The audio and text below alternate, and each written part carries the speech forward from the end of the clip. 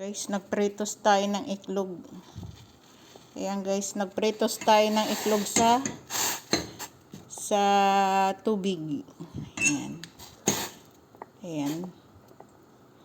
Guys, pero yan ay lalagyan ko ng noodles. Ayan. Ayan. Saka natin kasi tingnan nyo, bilog na bilog yan. Minsan pag ayaw mo ng yan guys, yung piniritos natin sa tubig. Ngayon na natin. Lagay ko dito sa may broccoli. Yan. Diyan ay kung ano, walang langis yan ha. Baka sabihin nyo may langis. Ayan. Kaya kung kayo mahal ang langis, magpritos na lang kayo sa tubig. Maluluto yun. Ayan o. Prito sa tubig. Lagyan na lang ninyo mamaya ng pampalasa.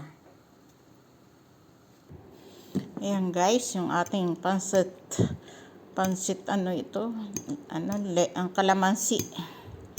Ayan. Yung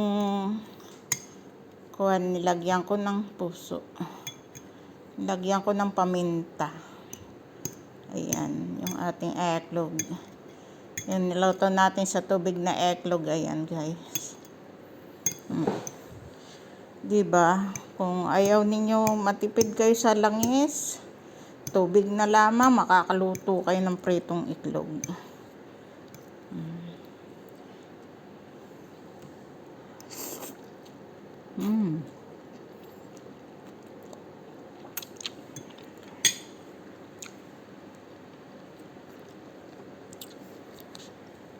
Kain tayo guys. Bye bye.